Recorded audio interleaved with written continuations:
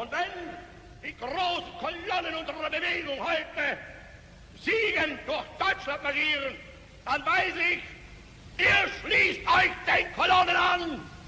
Und wir wissen,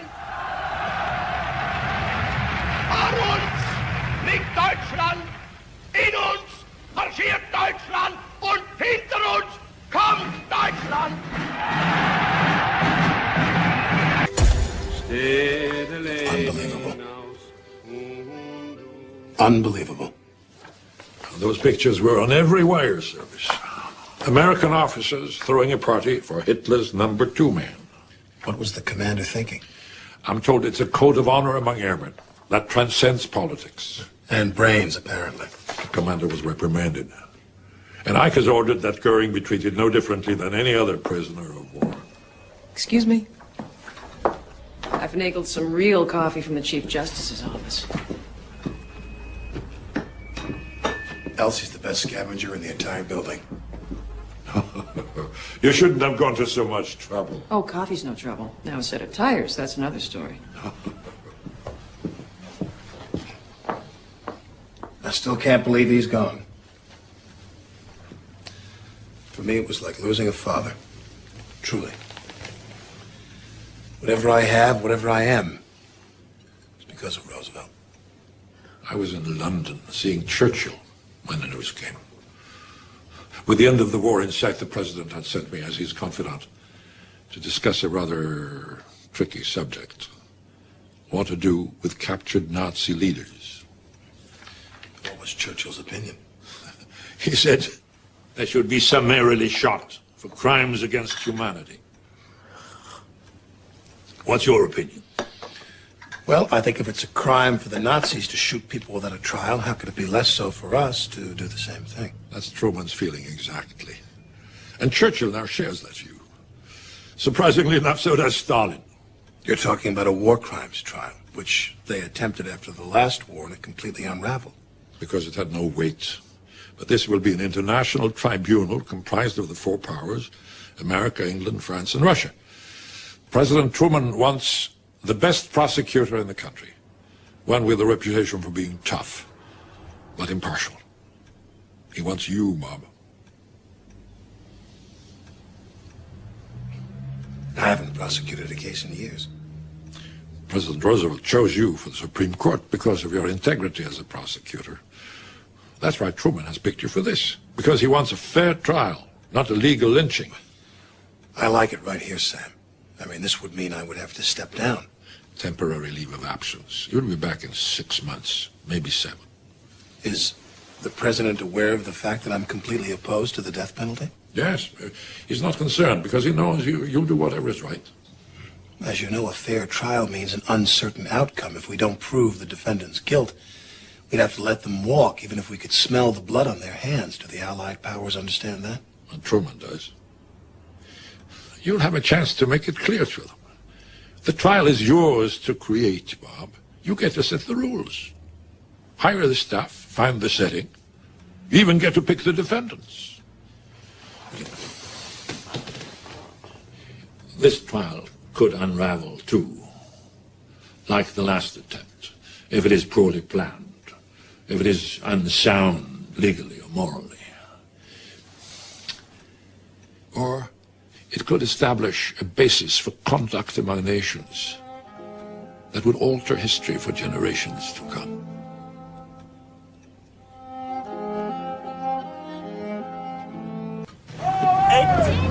Minus 3. 15. Good. 15 plus 7. 22. Good. 9 times 9. Good morning! General Spatz. I'm afraid I have to ask you to get dressed and pack for travel. Where are you moving us? Only the Reichsmarschall. You're being transferred to Bad Mondorf. Well, you know, it's a very pleasant spa. But why must I go alone? Because that's where they're rounding up German war criminals. No! No, come on. No. I'm sorry about that. Get dressed, please. You must be brave. Very, very brave. Hedda, you here?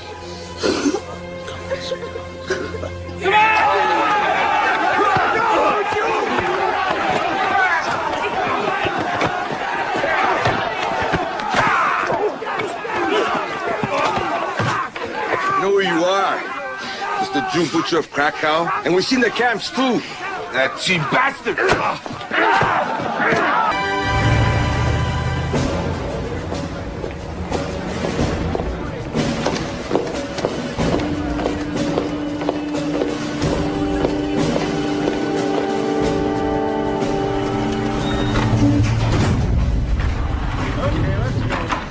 Let's go.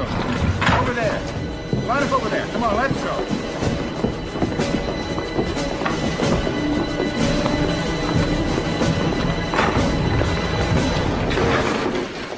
Corporal, new arrivals, identify yourself. Fritz Saukel, Sir. head of labor conscription. Former head. Julius Streicher. Publisher of... Sir, I can't pronounce it. Der Sturm. It's fifth. Bankers are Jews. You think I don't know that? Shut up. Hjalmar Horace Greeley-Schacht, formerly president of the Reichsbank and minister of the economy. I do not understand why I have been accused here. I'm your jailer, not your lawyer. You'll get your day in court. Hans Fritschett, Chief of radio operation in the Nazi propaganda ministry. Rudolf Hess, former deputy Führer. Yes. You. Joachim von Ribbentrop. Nazi foreign minister. You. Colonel, this is Dr. Robert Lai, head of the German Labor Front. You're Albert Speer? Yes, sir. What's wrong with this man? His mind is not what it used to be. He's an old drunk. It finally caught up with him. I said shut up! Colonel, this man, Steiger, is a disgusting person. A pornographer and a Jew baiter. I do not wish to be housed with him. We make no distinction. Colonel, we respectfully protest our arrest. We are only following orders, nothing more. As a fellow soldier, surely you must understand.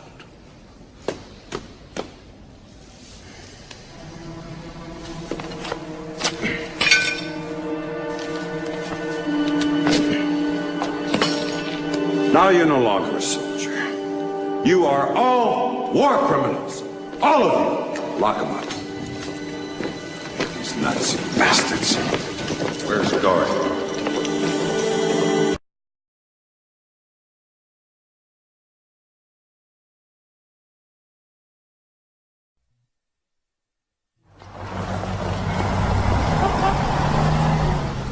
What we're faced with, or so it appears, is the secular equivalent of drafting the Ten Commandments.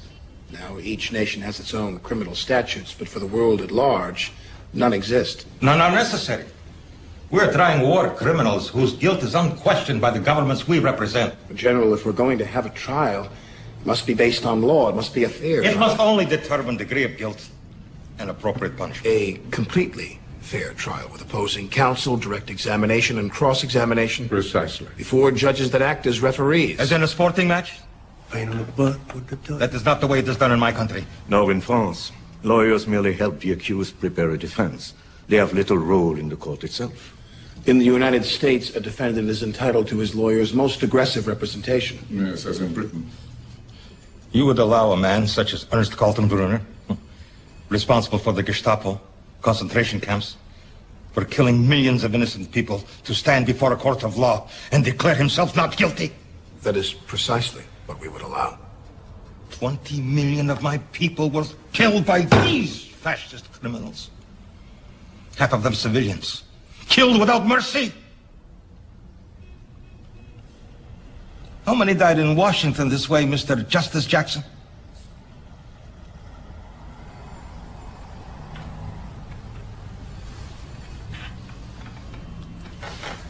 General, it occurs to me that perhaps separate trials might be the most satisfactory way to reconcile our differences. The United States and the British, along with the French if they choose, will conduct a trial with the Nazis that we currently have in captivity. Kaltenbrunner, Frank, Speer, Goering. And the Russians, of course, would be free to hold their own trial with the ones that you have on hand.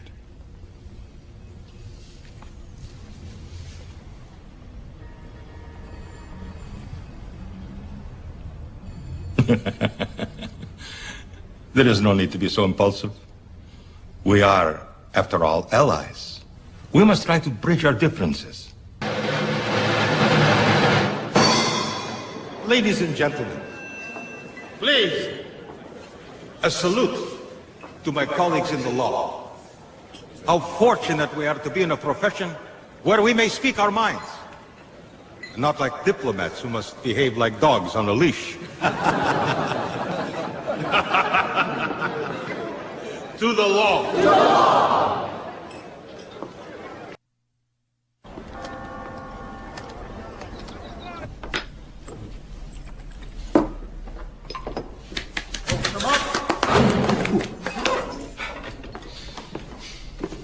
Good morning, Lieutenant Wheelers. Morning, sir. It's time to go, Reichsmarshal. How do I look? You look fine, sir. How do you feel? Excited. I've waited many months of silence. Now at last I'm being heard. Shall we? I'm not allowed to do that, sir. Oh, yes, of course. Bring him up!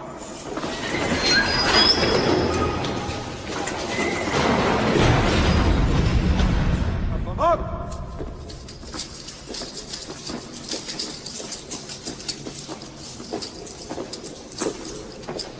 Come out!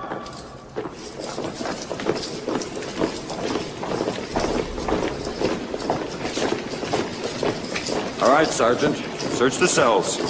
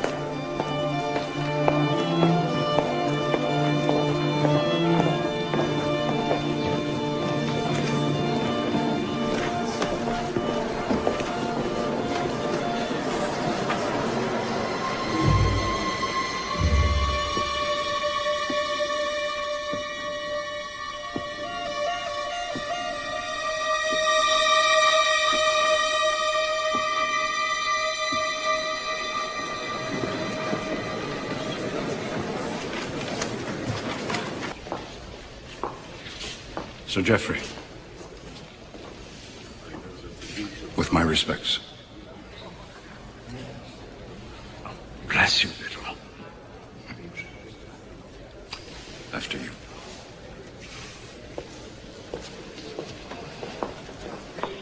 All rise!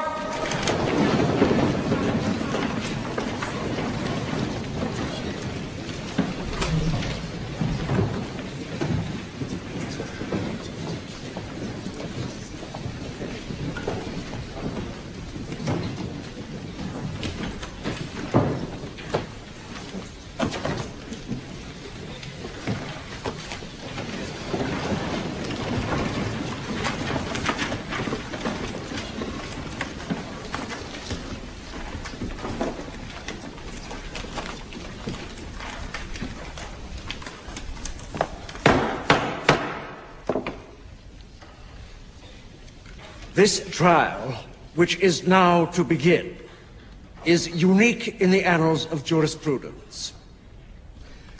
The defendants, all having been served with copies of the indictments, are now to enter their pleas. Hermann Göring. I have a statement which I will now read to the court. The defendants are not to make a speech. They are only to enter a plea. I declare myself, in the sense of the indictment, nicht schuldig, not guilty. Rudolf Hess. Nein. Record that as not guilty.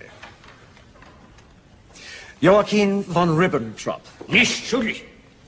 Wilhelm Keitel. Nicht schuldig. Ernst Kaltenbrunner. Ich bekenne mich nicht schuldig. Alfred Rosenberg. Nicht schuldig. Hans Frank. Nicht schuldig. Wilhelm Frick. Nicht schuldig. Julius Streicher. Nicht schuldig. Walter Funk. Nicht schuldig. Hjalmar Schacht. Nicht schuldig. Karl Dönitz. Nicht schuldig. Erich Raeder. Nicht schuldig. Baldur von Schirach. Nicht schuldig. Fritz Sauko. Nicht schuldig. Alfred Jodl. Nicht schuldig. Franz von Papen. Nicht schuldig. Arthur Seyß-Inquart. Nicht schuldig. Albert Speer. Nicht schuldig. Konstantin von Neurath. Nicht schuldig. And Hans Fritscher. Nicht schuldig. All the pleas have now been entered. Justice Jackson, your opening address, please.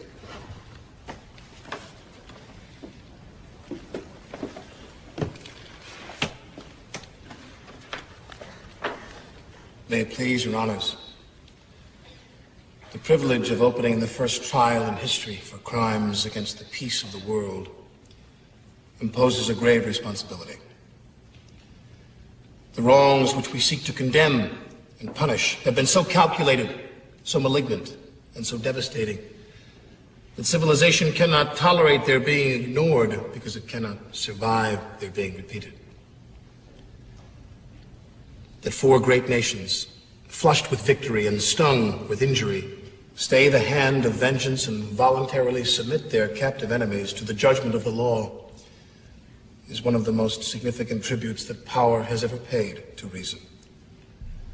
If these men are the first war leaders of a defeated nation to be prosecuted in the name of the law, we agree that here they must be given a presumption of innocence. And we accept the burden of proving criminal acts and the responsibility of these defendants for their commission. We have no purpose here to incriminate the whole German people. Hitler did not achieve power by a majority vote, but seized it by an evil alliance of revolutionists, reactionaries, and militarists. You will hear today and in the days ahead of the enormity and the horror of their acts. The prosecution will give you undeniable proofs of these incredible events. I count myself as one who received during this war most atrocity tales with suspicion or skepticism. No more. The catalog of crimes will omit nothing that could be conceived by their pathological pride, cruelty, and lust for power. You will hear of the repression of organized labor, the harassment of the church, the persecution of the Jews, the conversion of mere anti-Semitism into the deliberate extermination of the Jews of Europe. You will hear of the long series of German aggressions and conquests and broken treaties, the terror that settled over Germany, the havoc wrought in the occupied territories. And you will know that the real complaining party at your bar is civilization. Civilization asks whether law is so laggard as to be utterly helpless to deal with crimes of this magnitude by criminals of this order of importance. It does not expect that you can make war impossible. It does expect that your juridical action will put the forces of international law, its precepts, its prohibitions, and above all, its sanctions, on the side of peace,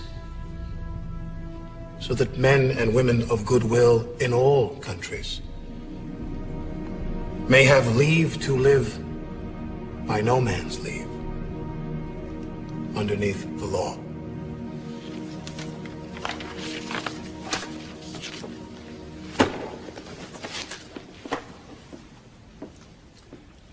court is now adjourned.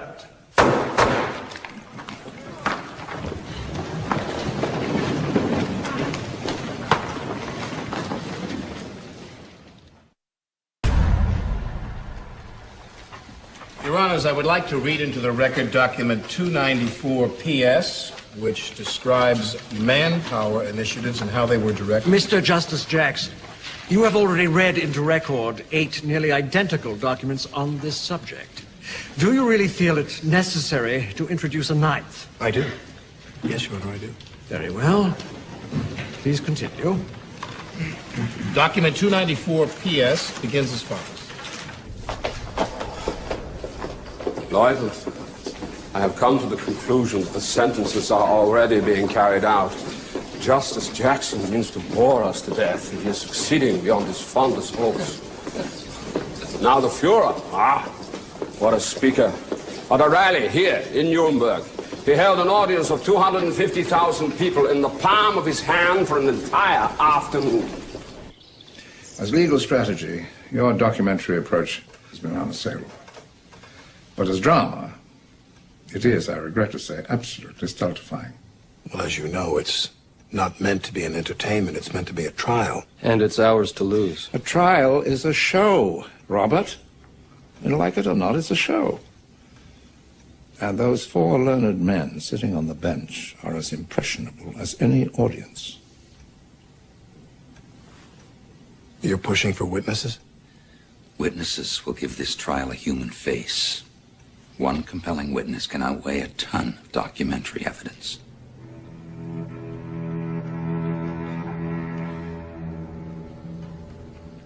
Mr. Petcheleg, while you were imprisoned at Dachau, were you at one time asked to participate in a medical experiment?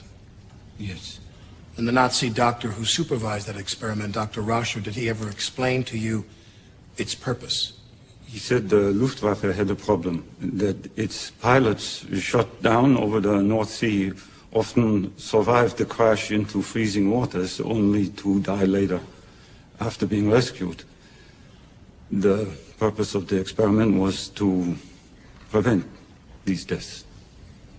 And what experiment did he devise? First, I helped to strip other male inmates naked and put them into water tanks. You were forced to do this to fellow inmates? Yes. And then? Then we added large pieces of ice.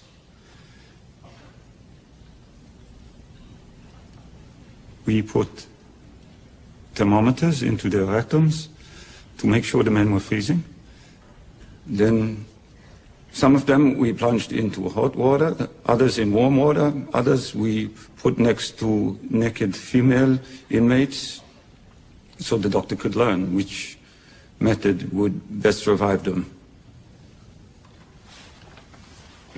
Mr. Petcheleg, would you be so kind as to read this conclusion from Dr. Rascher's meticulous records?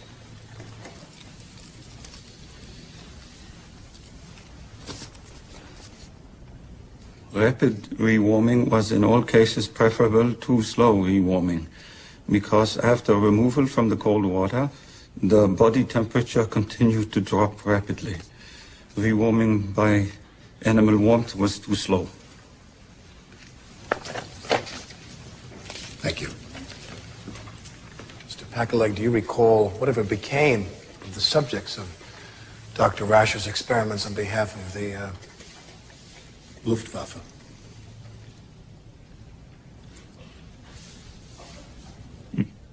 Most of them went into convulsions and died.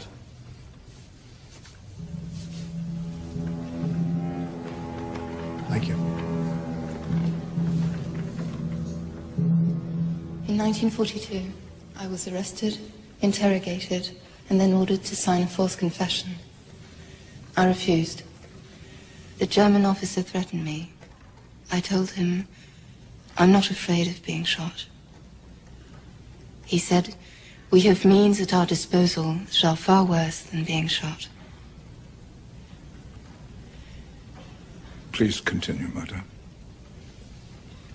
Soon afterwards, I found myself packed with 230 other French women in a sealed train on our way to Auschwitz. A sealed train? No food, no water, nothing. At Auschwitz, the trains ran almost all the way to the gas chamber. They unsealed the cars, and the soldiers let everyone out. I saw men, women, children, old couples forced apart from each other. Mothers made to abandon their children. None were aware of the fate that awaited them. Those selected for the gas chamber were immediately driven to a red brick building. I saw my friend, Annette, on that truck. She called to me. Think of my little boy if you ever get back to France. Then she put her arms around another French woman, and they began singing La Marseillaise. One night, we were awakened by horrible cries. The next day, we learned that the Nazis had run out of gas, and the children had been thrown into the furnaces alive. Of the 230 women on that train, how many returned from Auschwitz? 49. Thank you, Marta. You're excused.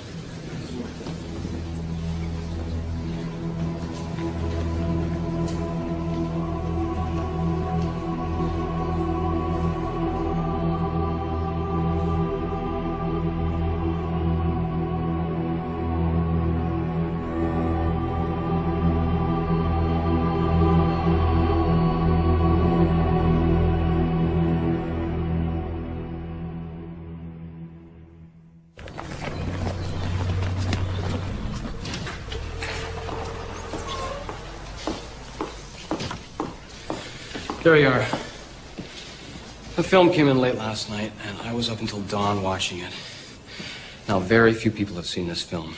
Bob, you have got to enter this into evidence this morning. What's the film? You're not going to believe this. May it please the tribunal, the United States now offers a film into evidence. It was compiled from motion pictures taken by Allied military photographers as their armies liberated areas into which concentration camps were located.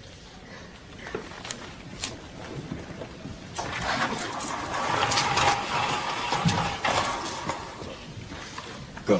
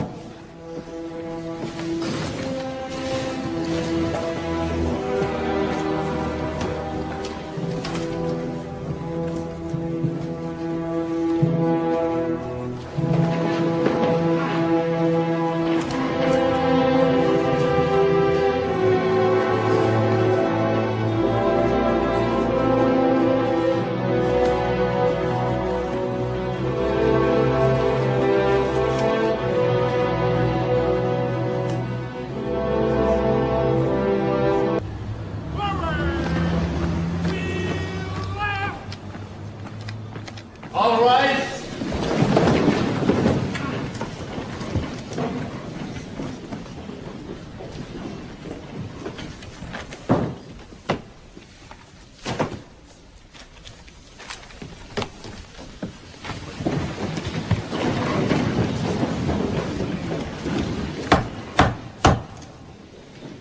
Herr Göring, do you believe that the Nazi Party came into power legally?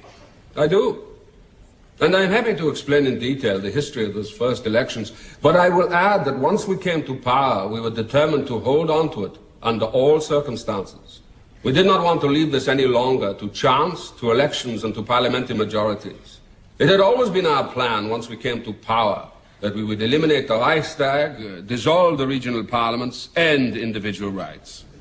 Where did the idea come from to combine the ceremonial head of state and the head of government in one person? Adolf Hitler. That's quite simple. We took our example from the similar dual roles of the President of the United States. And the idea for concentration camps? The idea was mine. It was a question of removing danger. Only one course was available: protective custody. How could the party rule until it had established order? And how could it maintain order with its deadly enemies, particularly the communists, running free?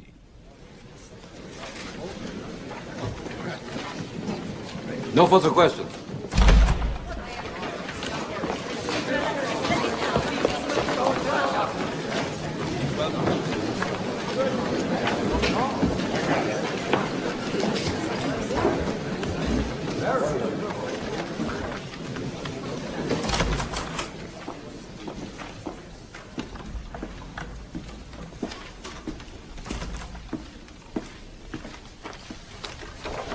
Mr. Chief Prosecutor, if you're ready. From the very beginning, you regarded the elimination of the Jews from the economic life of Germany as under your jurisdiction, did you not? Yeah. Elimination from economic life. That is partly correct. Large industries, also armament industries, under Jewish directors. Was that the first of your legal measures against the Jews? I believe removal from office was first in 1933. Then, in 1936, you personally drafted an act making it punishable by death to transfer property abroad? That is correct. And another, that all damage caused to Jewish property by the anti-Jewish riots of 1938 must be repaired by Jews at their own expense, with their insurance claims forfeited to the Reich. I did sign a similar law. Well, it's exactly the same way. And did you not say about those riots? I show you this transcript. Did you not say, I wish you had killed 200 Jews instead of destroying such valuables? That was said in a moment of bad temper and extreme excitement. Spontaneous sincerity, in other words. Did you not also personally sign a decree in September 1940 ordering seizure of all Jewish property in Poland? I assume so, if the decree is there. And another which provided that Jews receive no compensation for damages caused by enemy attacks or by German forces. If the law bears my name, then it must be so. Is this your signature? It appears to be. Is it or is it not your signature?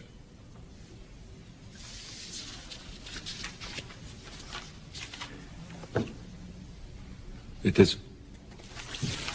Your signature on a decree dated July 1941 asking Himmler and Heydrich and the SS to make plans for the final solution of the Jewish question. That is not a proper translation.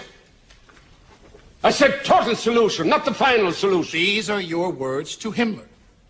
I charge you to send me before long an overall plan concerning the organizational, factual, and material measures necessary for the desired solution of the Jewish question.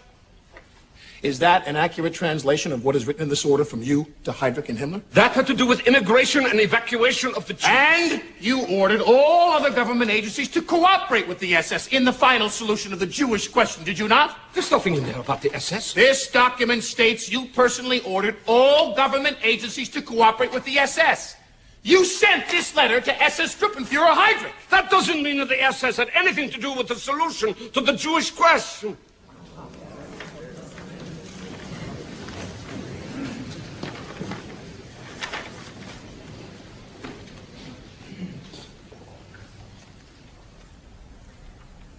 Would you mind repeating that?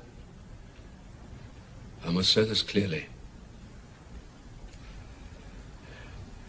I did not know anything that took place or the methods that were used in the concentration camps later. These things were kept secret from me. And I might add that in my opinion, even the Führer did not know the extent to what was happening.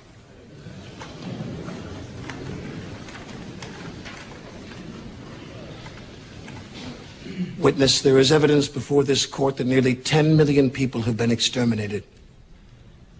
Murdered in cold blood. You mean to say that you did not, and in your opinion, Hitler did not know what took place in the concentration camps? Yeah. Do you know that Hitler said in 1943, in a recorded meeting, I read you his words now, quote, the Reich's Minister of Foreign Affairs declared that the Jews should be exterminated or taken to concentration camps. There is no other possibility. The Minister of Foreign Affairs, Ribbentrop, talked with Hitler about extermination, and you were above Ribbentrop. You were Hitler's second in command. You were in charge of the economic 4-year plan, so you knew all about the gold wedding rings and the gold teeth and the gold eyeglasses that the victims left behind. And you have heard that it took 5 extra minutes to kill the women because they had to cut their hair off to be used in making mattresses. And nothing was told to you about this material that came from these people that had been murdered? No! No! How can you imagine such a thing? I was laying down the broad outlines of the German economy. The witness is excused. I am not finished. The witness is excused. I am not finished. The witness is excused.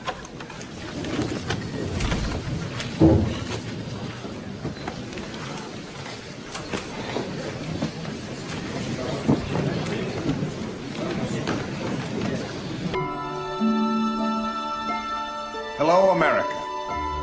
As Christmas descends upon this sad and broken city, I'm here inside her great palace of justice.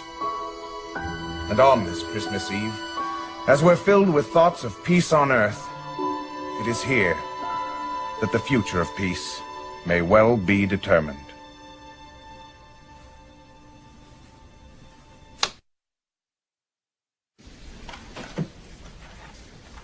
Herr von Ribbentrop, would you agree that as foreign minister, you forced Czechoslovakia to surrender its territory by the most intolerable threats of aggression? I do not agree. Well, you threatened to send your army in overwhelming strength, and also bomb Prague. What further pressure could you possibly have put upon them? War, for instance. War? What is that but war? Ribbentrop should be hanged for his stupidity. That is the greatest crime of all.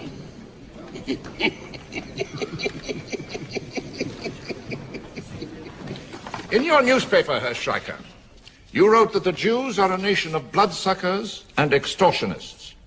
Do you think that that's preaching race hatred? No, I do not think it's preaching race hatred. It is simply a statement of fact.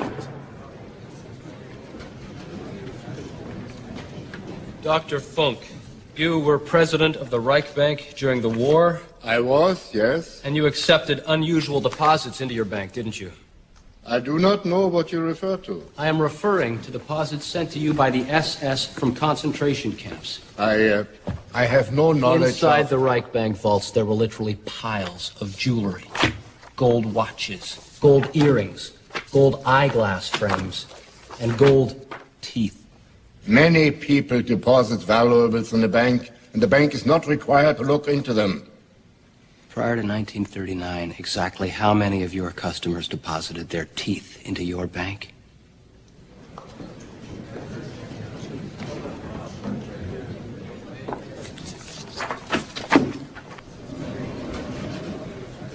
During the entire time you were commandant of Auschwitz, did Ernst Kaltenbrunner ever visit the camp? No. Not once. Never. Thank you. 1 minute, please.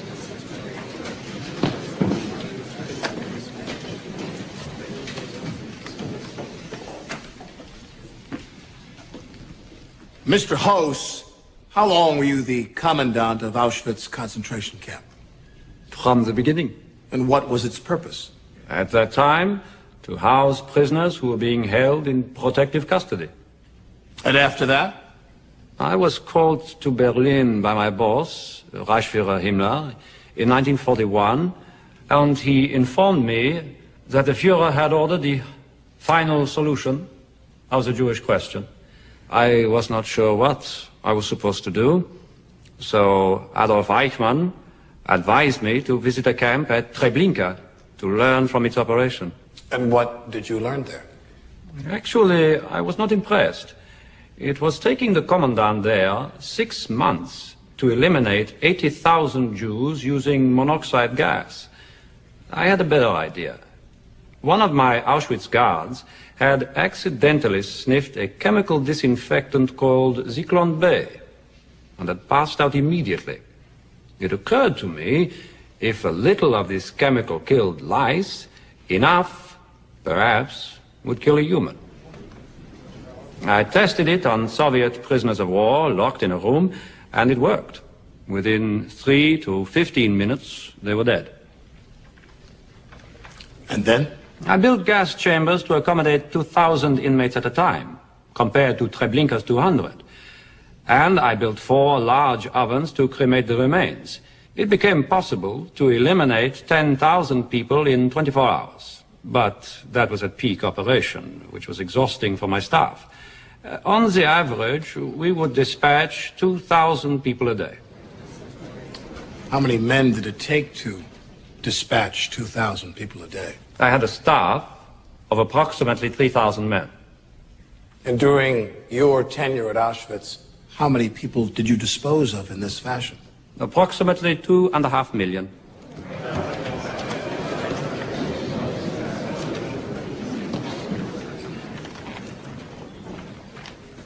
No further questions. I wish to make this clear. I did not tolerate gratuitous cruelty. My men were there to exterminate people, not torment them. Any misconduct by the guards was punished, I can assure you.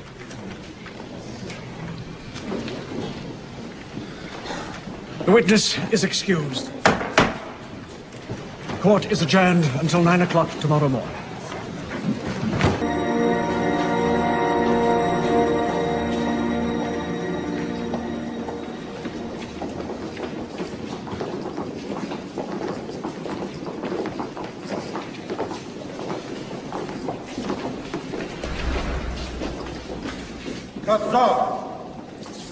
You would assassinate the Fuhrer? I tell you this, you coward. If you get out of this alive, we'll put together our own court and execute you for treason!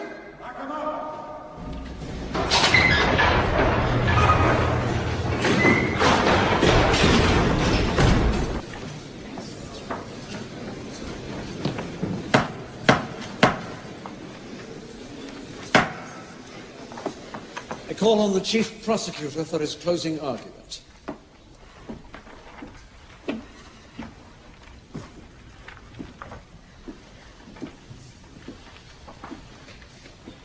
Mr. President and members of the tribunal, it is impossible, in summation, to do more than outline with bold strokes the vitals of this trial's mad and melancholy record, for no time has ever witnessed slaughter on such a grand scale, such cruelties and inhumanities, such wholesale deportations of peoples into slavery, such annihilations of minorities. Events which will live as the historical text of the 20th century's shame and depravity. Terror was the order of the day. Civilians were arrested without charges, committed without counsel, executed without hearing. Villages were destroyed, the male inhabitants shot, were sent to forced labor, and the children scattered abroad. The Nazi movement will be of evil memory in history because of its persecution of the Jews, the most far-flung and terrible racial persecution of all time. So thorough and uncompromising was this program that the Jews of Europe as a race no longer exist, thus fulfilling the diabolic prophecy of Adolf Hitler at the beginning of the war. Generations to come will remember this decade. If we cannot eliminate the cause and prevent the repetition of these barbaric events, this century may yet succeed in bringing the doom of civilization. The time has come for final judgment, and if the case that I present seems hard and uncompromising, then it is only because the evidence makes it so. A glance at the dock will show that despite quarrels among themselves, each defendant played a part that fitted in with every other, and all advanced a common plan. It was these men among millions of others, and it was these men leading millions of others who built up Adolf Hitler. They intoxicated him. He, with the psychopathic personality, with power and adulation. They fed his hates and aroused his fears. They put a loaded gun in his eager hands. It was left to Hitler to pull the trigger, and when he did, they all, at that time, applauded. Hitler's guilt stands admitted, by some defendants reluctantly, by some vindictively. But Hitler's guilt is the guilt of the whole dock, and of every man in it.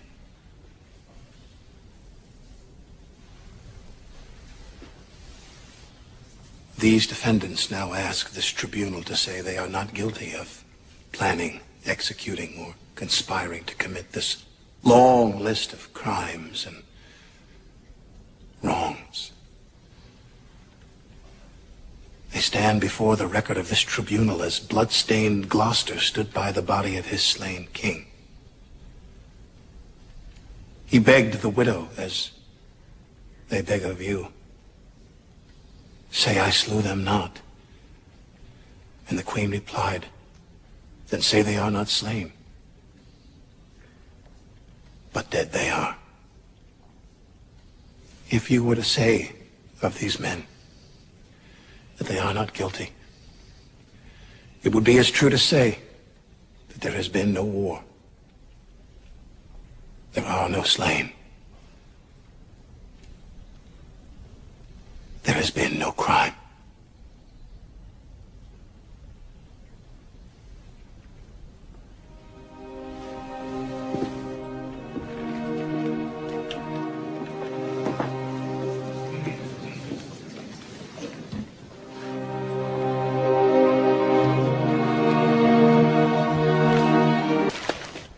The defendants may now make their final statements.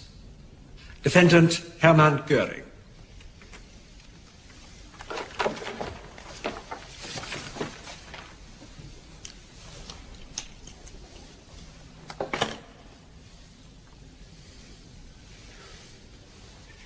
This has been a poor excuse for a trial. But firstly, I must reiterate my lack of knowledge for these terrible mass murders, which I cannot begin to understand. And furthermore, I condemn wholeheartedly. As to the trial, the statement of the defendants were accepted as true only when they supported the prosecution. They were treated as perjury when they refuted the indictment. This is not a basis of proof. Why am I in the dock being treated as a common criminal? I said to my judges, have no illusions. Since the three greatest powers on earth, together with other nations, fought against us, we finally were conquered by tremendous enemy superiority. Justice has absolutely nothing to do with this trial.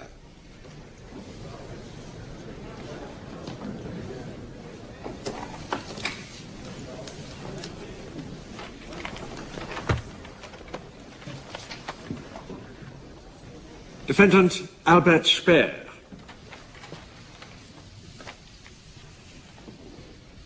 How could so advanced, so cultured, so sophisticated a nation as Germany have fallen under Hitler's demonic sway? The explanation is modern communications. No longer does a leader have to delegate authority afar to subordinates, exercising independent judgment. Given modern communications, a Hitler can rule directly and personally. Thus, the more technical the world becomes, the more individual freedom and the self-rule of mankind becomes essential. This war has ended on the note of radio-controlled rockets, aircraft approaching the speed of sound, submarines and torpedoes which can find their own targets, atom bombs, and the horrible prospect of chemical warfare. In 5 to 10 years, this kind of warfare will offer the possibility of firing rockets from continent to continent with uncanny precision.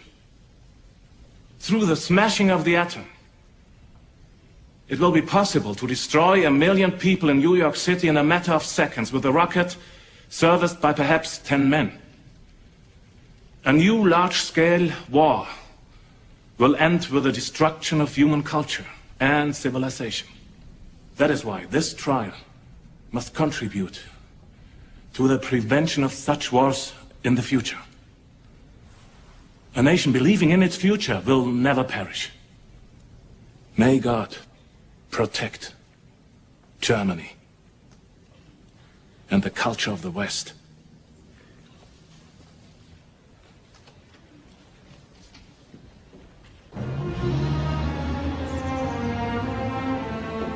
We are agreed. 3 of 4 votes will be required for the finding of guilty. Agreed. Agreed. Now, if the judgment is death, might we not consider the firing squad for the military defendants? I disagree most strongly. The bullet is for the honorable adversary, not the butchers. I say hanging. I agree. Agreed. We will take the defendants in the order they were indicted. Göring.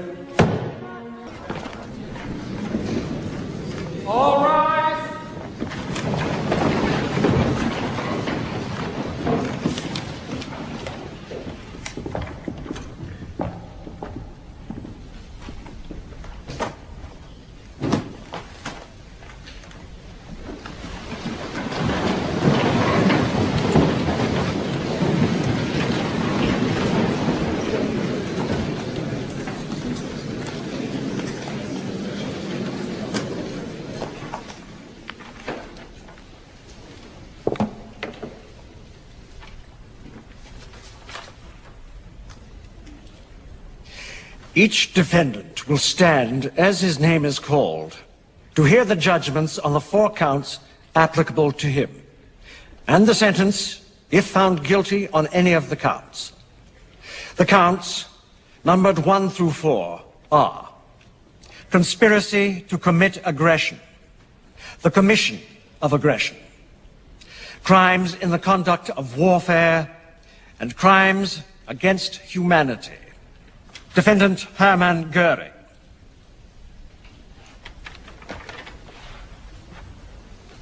The tribunal finds you guilty on all 4 counts and sentences you to death by hanging.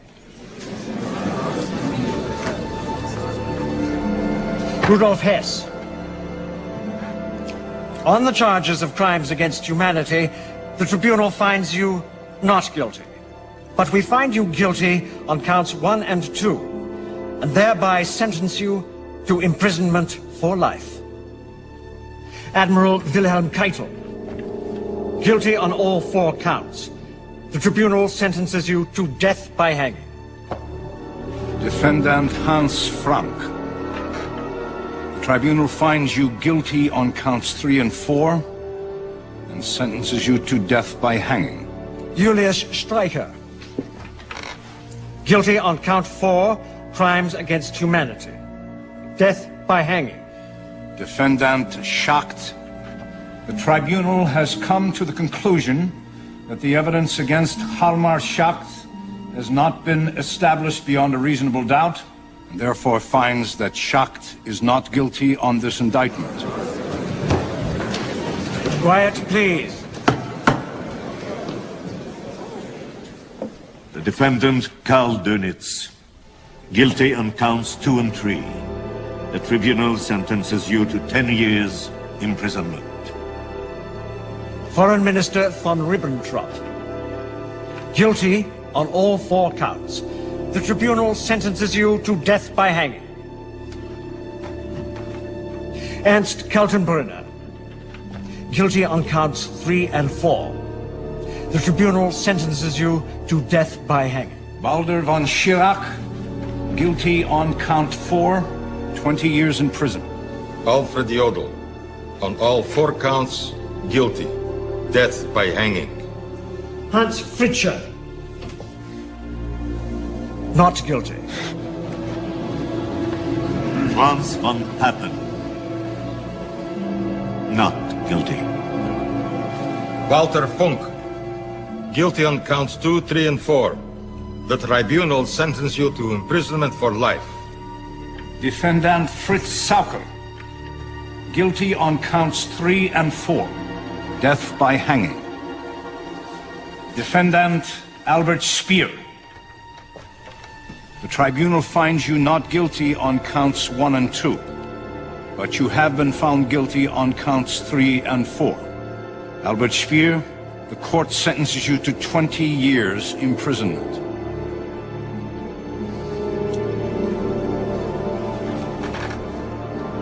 The work of this tribunal is now complete.